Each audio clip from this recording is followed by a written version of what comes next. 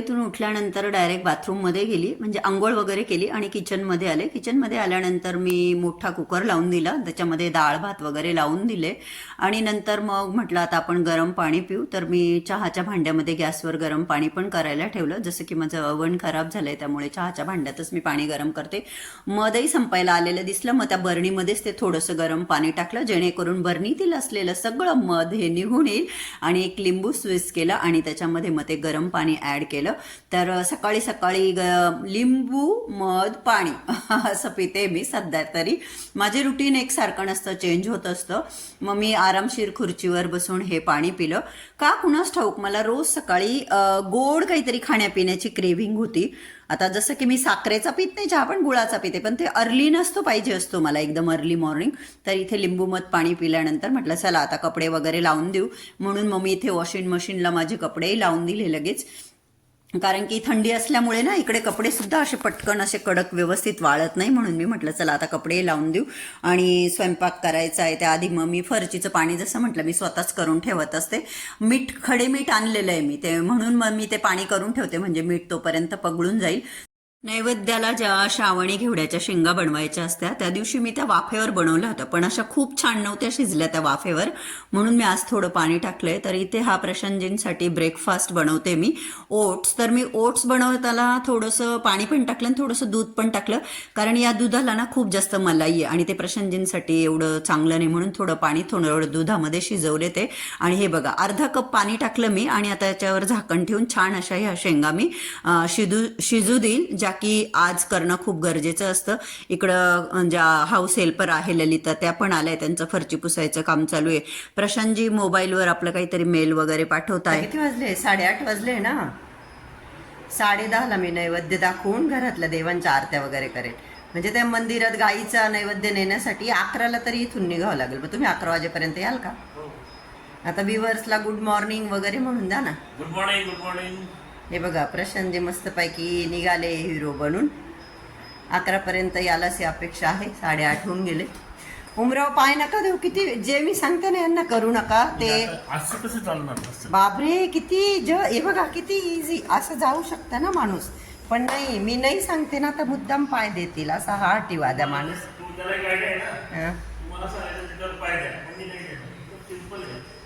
आणि हे बघा रांगोळी अशी एक बाजूला लावून दिलेली मी. त्या बाईने ते क्लीन सुद्धा नाही केलं, मला करून घ्यावं लागेल आता. चला मी करून घेते, गॅस चालू आहे माझा.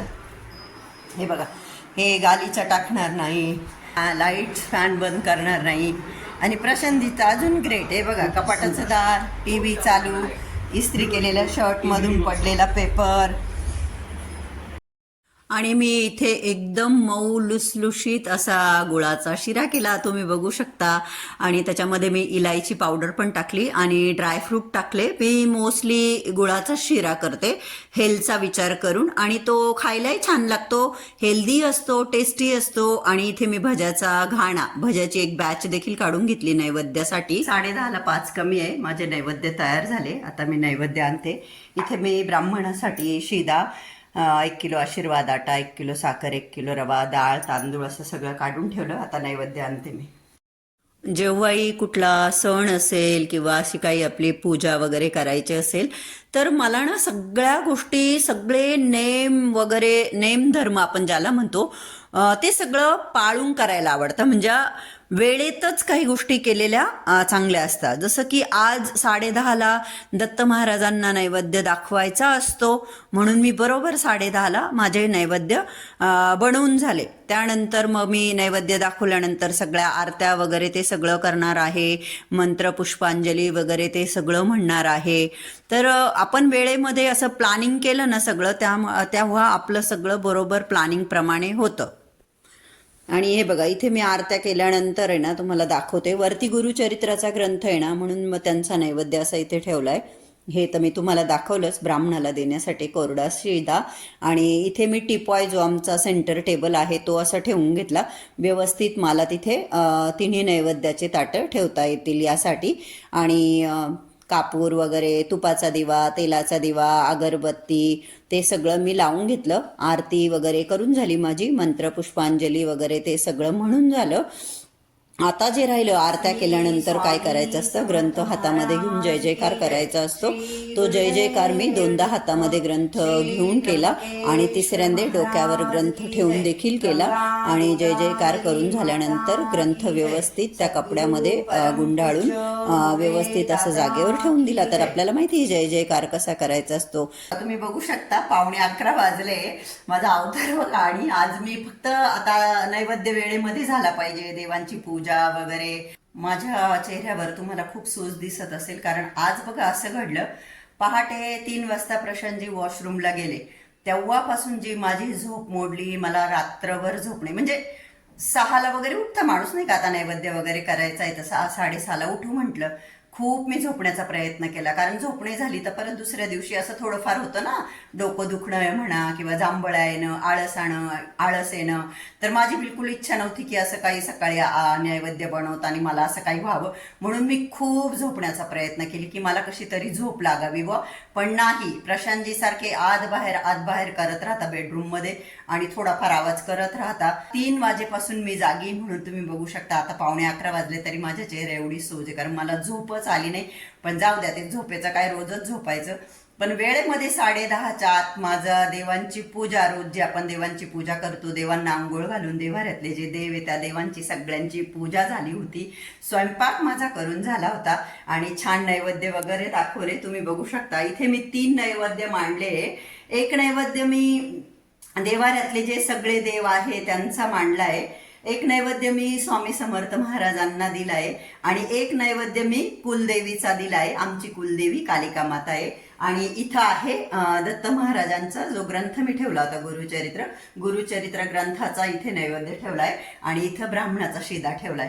तर मी आता काय करणार आहे, आता आम्ही दोघंच आहे, तर गुरुचरित्र ग्रंथाचा नैवेद्य जो आहे तो प्रसाद म्हणून खायचा असतो तो, आणि ह्या 3मधला एक नैवेद्य, हे दोन्ही आम्ही प्रसाद म्हणून प्रशांतजी आणि मी ग्रहण करू. आणि 2 जे नैवेद्य आहे इथले 3मधले 2 ते मी त्या मंदिरामध्ये गाया आहेत ना, 2 गाया आहेत, तर 2 गायांसाठी 2 नैवेद्याचे ताट मी तिथे घेऊन जाणार आहे. तर आता प्रशांतजींना फोन करते, त्यांना मी सांगितलं होतं 11पर्यंत, या 11ला 10 कमी आता त्यांना फोन करते किती वेळात येता काय. थोडासा केस पण काहीच विचारले नाही, मी काहीच केलेलं नाही. तर खूप छान वाटलं मला, खूप म्हणजे खूप छान वाटलं की माझं वेळेत सगळं पार पडलं, मस्त वाटलं. चला आता प्रशांतजींना फोन करते, किती वेळात येत आहे विचारते, म्हणजे गायींना नैवेद्य खाऊ घालू.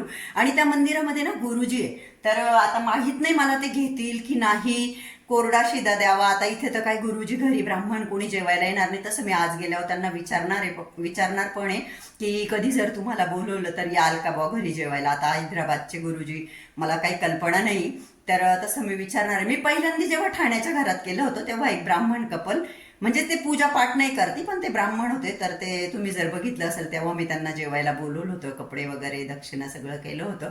त्याच्यानंतर 2दा तर मठातच केलं आणि आता हे 4थ्यांदी. तर मग हे सगळा कोरडा शिदा आणायला लावला मी प्रशांतजींना, पॅक म्हटलं नाही का. तर आता माहित नाही घेतील का नाही, घ्यायला तर पाहिजे, त्यांना तशी प्रार्थना करेन आणि त्यांना तो कोरडा शिदा आणि दक्षिणा पण द्यायचा आहे. तर त्या मंदिरामध्ये गुरुजी पण असतात, त्याच्यामुळे म्हटलं गायींनाही नैवेद्य देऊन होईल आणि गुरुजींनाही कोरडा शिदा आणि दक्षिणा देऊन होईल, म्हणून आम्ही तिथे जाणार आहोत. तर आता बघते प्रशांतजी किती वेळात येतात, ते कॉल करून विचारते त्यांना. इयरिंग वगैरे घातले आणि प्रशांतजींनाही कॉल केला आणि ते बोलले मला निघालो आलो म्हणे 10-15 मिनिटात. तर चला येतीलच ते जरा वेळात. तोपर्यंत मी गुरुजींसाठी जो शिदा काढलाय तो पिशवीमध्ये भरते एका, आणि फळं वगैरे पण दक्षिणा वगैरे ते सगळं ठेवून घेते, म्हणजे घाई गडबड व्हायला नको, काही विसरून राहायला नको माझं. त्यामुळे पवार साहेब आले म्हटल्याप्रमाणे आता आम्ही मंदिराच्या दिशेने जात आहोत. त्यांचं काम सोडून त्यांना यावं लागलं, पळापळ करायला लागली, नुसतं यावं नाही लागलं, पळापळ. हा मग पळापळ असते, एकदा काम सुरू झालं की मला नाही वेळ मिळत ना. सॉरी, देवासाठी आले ना. मग देवाचं आहे म्हणून मी एवढा आलो फास्ट. प्रचंड रस्त्यांचे काम चालू आहे इथे आणि बापरे, फार म्हणजे फारच रस्ते सगळे खोदून ठेवले. काय एवढी कामं करताय हे लोक, आपल्याला इझी जावं म्हणून. मी खूप चिडलो ना मागच्या आठवड्यात. हो का. चला प्रशांतजी चिडले तर जरा जास्त सिरियसली नवीन मुख्यमंत्र्याला सांगितलं मला सर्व नवीन रस्ते पाहिजे बाबा. हा बरीच वट आहे म्हणजे काय प्रशांतजींची. होप की लवकर सगळे रस्ते छान होतील. आपले प्रशांतजी खूप बोलत नाही, पण जर त्यांचा मूड चांगला असला ना मग मात्र चांगले जोक करता. तर बरा होता त्यांचा मूड. आणि आपण देवाचं काही करत असतो त्यावेळेस आपला मूड हा चांगलाच असला पाहिजे. आज इथे गेल्यानंतर जरा आम्हाला वेगळा अनुभव आला. तर हे बघा, मी दोन्ही ताटं एकत्र करून घेतले होते आणि मग मी आता ते 2 ताटं असे वेगवेगळे तयार करते, म्हणजे 2 गायांपुढे मला ते ठेवता यावे म्हणून मग ते असे 2 ताटं मी तयार करून घेते गाईला ठेवण्यासाठी. तुम्ही बघू शकता, बरोबर एक माणसाचं जेवढं जेवण असतं ना, म्हणजे 2 पोळ्या, भरपूर असा भात, डाळ, वाटीमध्ये शिरा. आता गाईला वाटीमध्ये नाही खाता येणार म्हणून मग मी तो असा ताटामध्ये काढून घेतला. आता गोमाता कसं खाता खाता सगळं एकत्रच करून देईल नाही का, म्हणून मी ते असं काढून घेतलं ताटामध्ये. त्या मंदिरामध्ये आम्ही याआधी 4-5 वेळेस गेलेलो आहोत. पण असं कधी झालं नाही. आता मी व्लॉगर असल्यामुळे आपण शूट घेतच ना कुठे गेलं. बघा, मी बऱ्याचदा ते मंदिर तुमच्याशी शेअर देखील केलं आहे. इव्हन आत्ता पारायण सुरू करायच्या आधी पण गाईला पोळी खाऊ घातली तिथे.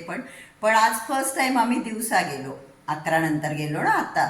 तर जे सिक्युरिटीचे हेड होते तिथं ते खूप अशी चौकशी करत होते, काय आणलं, रोटी आणली का गाईला, असं तसं. मग मी म्हटलं, भैया गाय को रोटी नाही तो और क्या खिलाएंगे, नैवेद्यम है म्हटलं.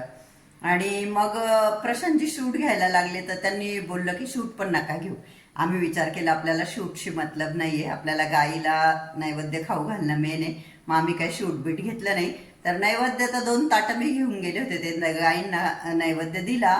परंतु गुरुजी नव्हते. गुरुजी सकाळी येतात म्हणे 9ला पूजा करायला आणि 11 वाजून गेले होते, त्याच्यामुळे गुरुजी नव्हते तिथे. तर तो श्रीदाम तसाच आणला. मग प्रशांतजींना येताना आठवलं की आपल्या सोसायटीत पंत गुरुजी येतात. सोसायटीमध्ये गणपती बाप्पाच्या मूर्तीची स्थापना झाली मध्यंतरी, मी इथे नव्हते तेव्हा. तर मग आता मी गेटवर विचारलं तर सिक्युरिटी बोलले की हो, रोज सकाळी 9ला गुरुजी येतात पूजा करायला. तर मग आता तो जो श्रीदा गुरुजींसाठी आणलेला आहे गुरुजींच्या नावाने, तर मी उद्या सकाळी 9 वाजता तिथे जाऊन जे सोसायटीत गुरुजी येतात त्यांना देईल. तर आता 12 वाजून गेले, 12 नाही 12:30 झाले. मंदिर बरंच लांब आहे ना ते. तर आता मला लागली प्रचंड भूक. माझा कालचा उपवास आहे. तर मी आता जो महाराजांचा ग्रंथाचा नैवेद्य अर्धा प्रशांतजींना डब्यात भरून दिला, दोन्ही एकत्र करून. आणि आता मी जेवण करून घेते. और ये हम आ गए अपने ओरिजिनल अवतार में. नाही, ऍक्च्युली खाली सोसायटीची नाही, न्यू इयर पार्टीसाठी मीटिंग होत आहे. तर त्या मीटिंगसाठी मला बोलवण्यात आलंय. तर मी तिथे चालली आहे. तर मी ब्लॅक पॅन्ट, ब्लॅक टॉप घातलं आणि आता त्या मीटिंगसाठी चालले. न्यू इयर सेलिब्रेशन यावेळेस आमचं हैदराबादमध्ये होणार आहे. ते कसं होईल, काय होईल, कशा पद्धतीने आम्ही एन्जॉय करू ते तुम्हाला व्हिडिओ बघितल्यानंतर कळेलच. पण आता जस्ट डिस्कशन करणार आहोत की ज्याने त्याने आपल्या आयडिया सांगायच्या आहे. माझ्या डोक्यात काही आयडिया आहेत त्या मी त्यांना सांगणार आहे आणि त्यासाठी मी आता जात आहे.